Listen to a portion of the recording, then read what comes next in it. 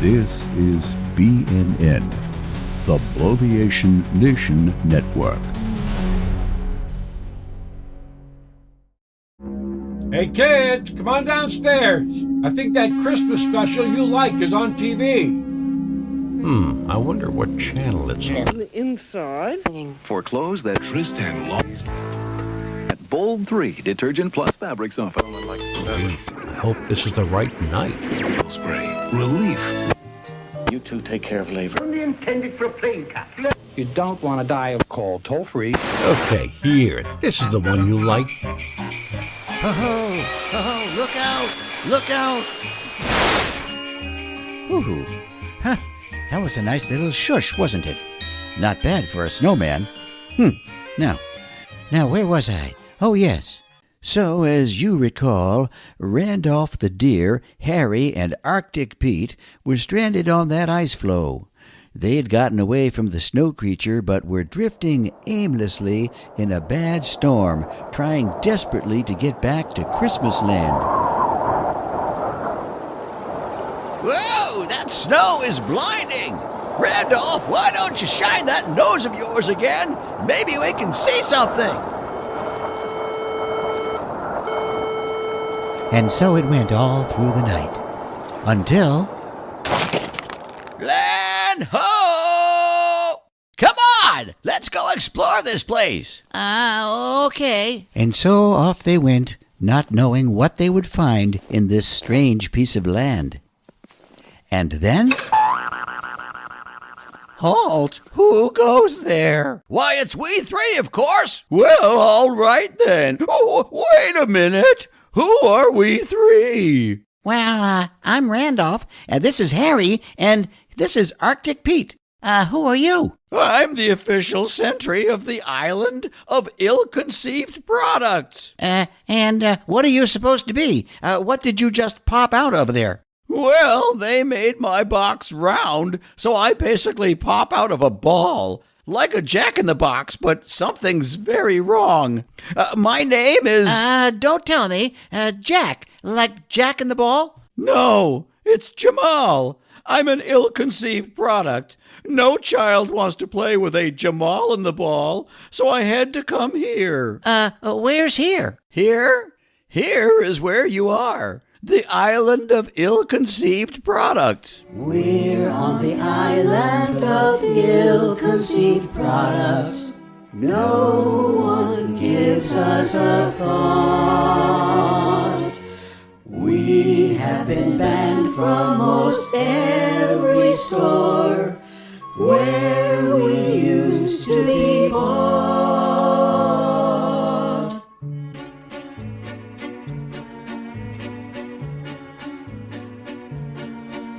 A sack full of money you really won't need. If you give these gifts, you are thoughtless indeed. When shopping days are few, it just may be the best you can do. A doll you can change, and it's easy to tell, because when you feed her, her diapers will smell. When shopping days are few, it just may be the best you can do. Toys that name must have been insane. What's wrong with our brains?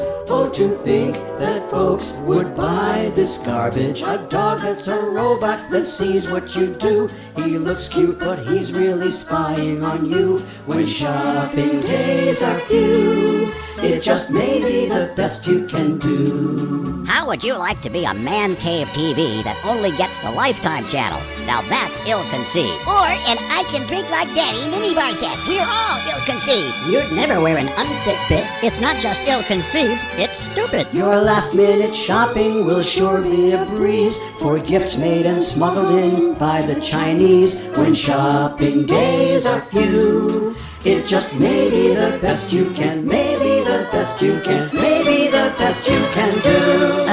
Hey, this whole bit is pretty ill-conceived. Maybe we should stick around and see how things turn out. Oh, you'll have to get permission from the two dullards who run this show. But they don't have very high standards, so you should be okay. But be careful, they might make you sit through the whole thing.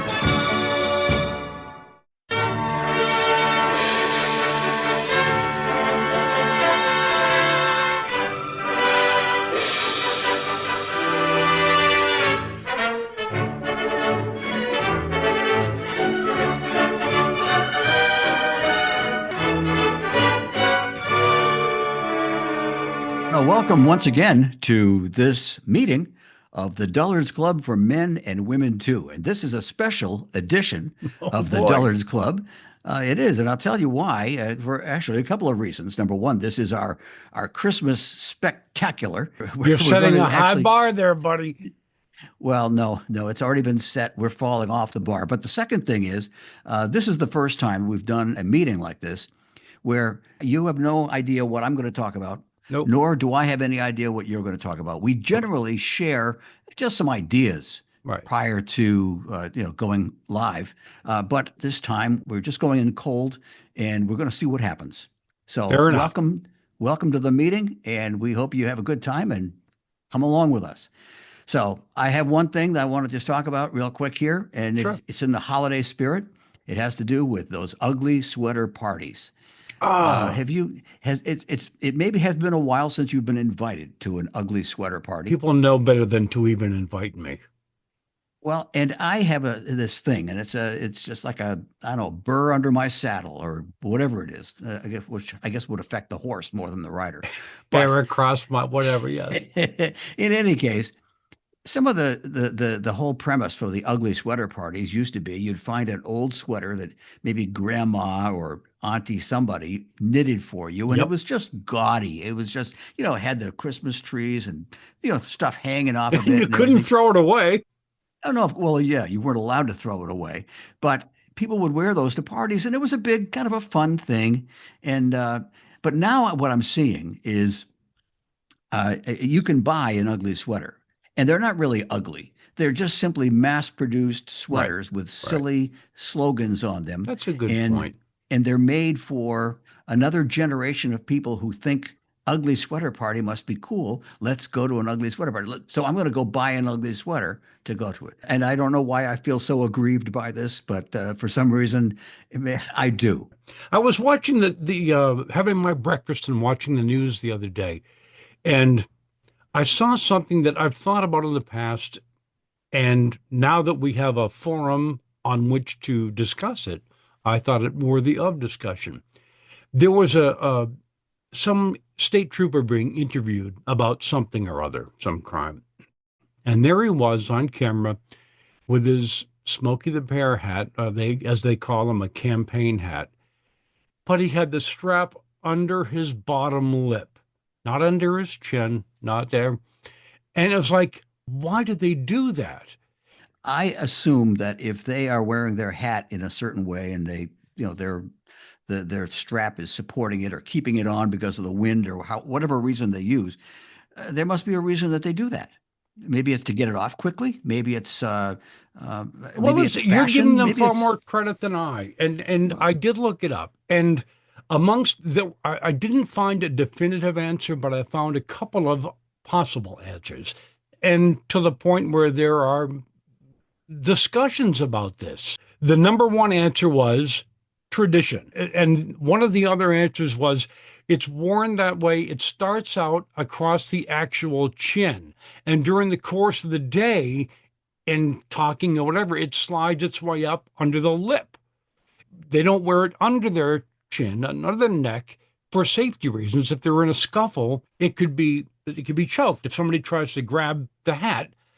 To which my answer is, what the hell are you wearing a hat for? How important is that hat in your course of your duty as a officer of the law? Which brings us back around to tradition. That's it. I just found the I don't know. The I don't know is a big part of that because, there are rules, uniform rules that they have to conform to. When you go outside, you need to be wearing your hat and so on and so forth. But here's what I would suggest: is next time you get stopped by a state trooper, just let them know that it looks stupid. Yeah, and maybe I shouldn't call them an idiot, and maybe they won't be wearing it for that. There are any number of things that you probably shouldn't do in that situation. Okay. So again, this has nothing to do with anything we've just talked about. Okay. I saw it on TV, which is where I get all of my inspiration for this particular program. Pizza Hut, the pizza chain, of course, they feature like 8 or 10 different flavored dips that you theoretically can dip your pizza into to add certain flavors like garlic or onion or paprika or whatever that might be. Now, here's my thing. I mean, some of the dips are even somewhat sweet. Why do you need to have different flavors of pizza? The way that they portrayed this was that you could, if you combined the dips, you could have 30 or 40 different flavors in your mouth. And I'm saying to myself, hey, how about the pizza flavor? Can we? What happened to pepperoni, man? Why? I don't get it. I don't get the need for this variety. You were talking about ads. This wasn't TV. This was on YouTube. It starts out with a guy, good-looking, studly man, putting on a hoodie. And the voiceover says, "You're a man. Why are you dressing in layers? You should be wearing blah, blah, blah." And it's like this whole machismo thing. Why? Do you really need to feel better about yourself by underdressing for the weather? I don't know that requires an answer. It was just a little bitch of mine. The more I think about this, the more I think that we've been asked to take a break at this point in the proceedings. Not soon enough, I'm sure. Oh no, I just think it's appropriate. And again, this is a holiday themed show, and right. And for that, someone just threw something on my desk here. Did you get something similar to this? Yes, I see that we apparently have a new sponsor for the program. As usual, this time of the year, it's according to the producers or behind the scenes people, it's a rush job. The sales department didn't give us nearly enough time to produce a decent spot per se. So you know what, Pat? I say we just wing it. Let's try a live copy read and see what happens. We both have the appropriate background. So why don't you get us rolling on this? All right. Well, here we go.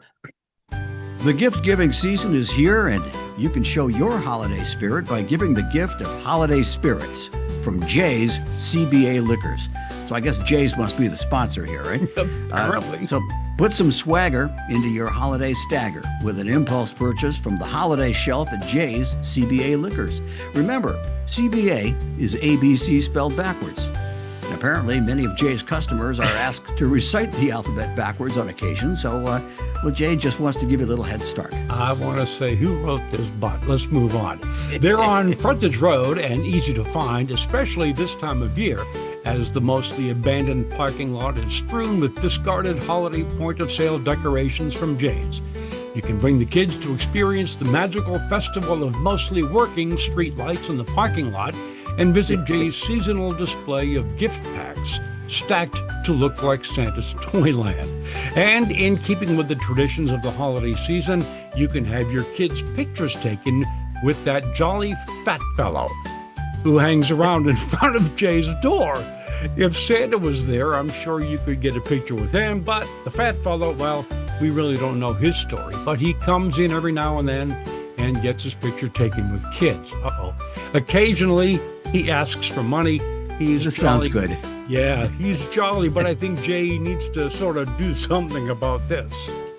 This is what happens when you let the sales guys write copy. They think they're really good. Oh, man. All right. Well, anyway, that's Jay's CBA Liquors. It's easy to get to from wherever you are or you wish that you were. As we mentioned, they're located on the Frontage Road. And that, of course, is across from the Sugar Shack. That crazy little shack beyond the track next to the Love Shack and the adjoining mini golf land Caddy Shack. And between Sam's Clam Shack and the Shake Shack and the recently closed Radio Shack. Of course. It's a bustling retail strip to be sure.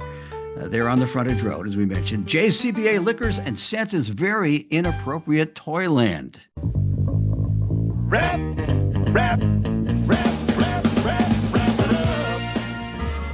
Once again, it's time for us to circle the drain, or continue to circle the drain, as maybe a continuation of that last little bit we did. But here, one quick thing here with the holidays coming, we've been asked to share some of our favorite recipes. And I, of course, opted for Spam. Now, apparently there is a holiday Spam product. I didn't know about this, but I did some research, and it's called the figgy pudding version of Spam. Now, Spam, as you know, I believe Spam actually was like K-rations for the military in World War II, and they just had so many of them that they figured, okay, we'll put it in a different can, and because they'll never go bad, and if they do go bad, who's going to know? Anyway, it's figgy pudding time, and Spam is responsible for that. So whatever figgy pudding tastes like, that's what Spam is. I was just about to say, I don't know what figgy pudding is, and I don't think anybody really knows what Spam is. I was more thinking of the conventional food. I had a bagel for breakfast this morning, and I got the bag out, and I don't know about you, but there must be some machine that puts these twisty ties on breads and any kind of a food product that has twist ties. I get so baffled unraveling the damn things. Is it just me, or do they intentionally go forward a few, backward a few, forward a few, backward a few? You can't conventionally unwrap one of those twisty ties. When I rewrap it, I do it normally. It always seems like it's just like the wrong way. Well, anyway, that's every other time take. it's the right, and then it's wrong. Go ahead. I know we're running out of time here and rambling on and babbling on, and the holidays are here. We want everybody to enjoy. This is the Dullards Club for men and women too. I'm Pat. He's Don, and we're done. And we're done. I think we are done. So have a great holiday, and we'll talk to you soon. We're out of here. Stay dull. TheDullardsClub.com. Go there. Get the website. Bye.